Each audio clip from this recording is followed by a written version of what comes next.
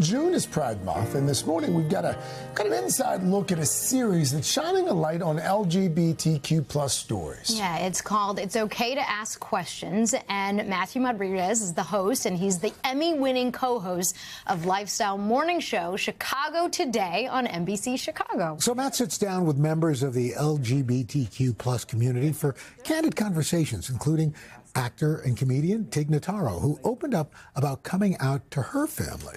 I came out to my aunt first to kind of test the waters, and I remember I was very emotional about it, and she said,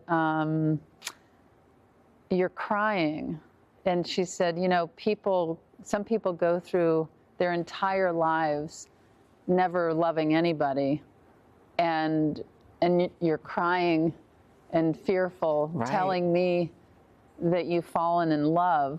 And she said, that's the greatest news that I could hear. Wow, and that's the first person out of the gate? Yeah. Man, that's amazing. Matthew, good to see you. How special is that? Because we normally see her laughing, telling jokes, and for her to open up in that way.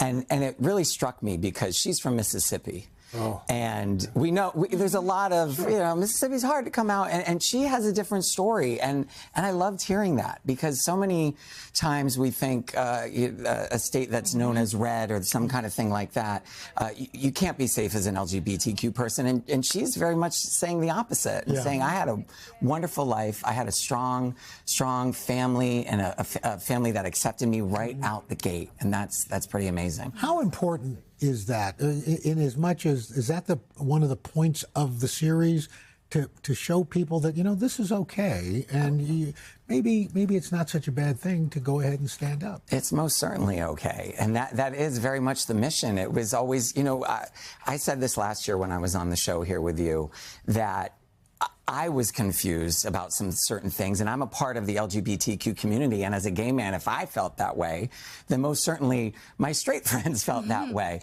So if I had questions, I wanted to lean in and make a safe, comfortable space for others to have that same dialogue. And that's what the show's been doing, and I've heard from viewers, which I've never heard from viewers before, and it's really touching because, I had one individual reach out, and she said that her father was gay, and she had a lot of trouble with it. He came out when she was younger, and they hadn't been close, and she watched the show, and it totally shifted her mindset, and now they are communicating, they're talking, they've had a little vacation together. So that, to me, is what this is all about. That's the spirit of the show.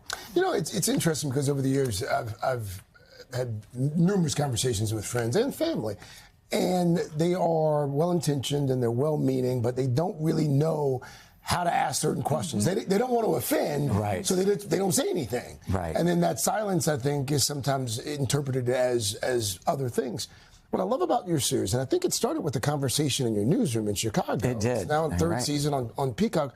What I love about your series is that it works to demystify lots of different things through these conversations. Right, and that's across the board, right? Those kind of conversations where we're nervous and afraid to talk about things. It's not just LGBTQ issues. It's not at all. It's become an American way, and I hope that we can lean in many different ways, whether it's the queer community or we're talking about religion or politics. I mean, we're talking a lot about religion in Chicago. We got the new Pope.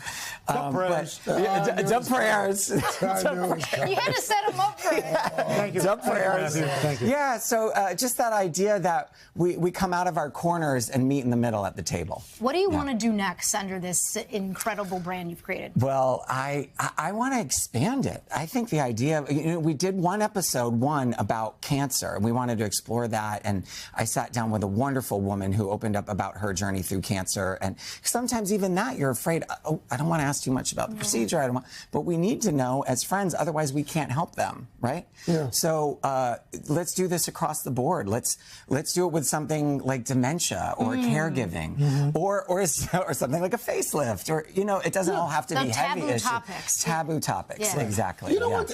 I find sometimes, Matthew, when you ask people some of these uncomfortable questions about uncomfortable things, you discover a lot of times they want to talk about it. They've been waiting for someone to ask them about it. They find the process cathartic even. Yes, and it helps them learn how to explain it to someone, right? Because if they're not talking about it, then they certainly don't know how to express themselves in the way that other people understand.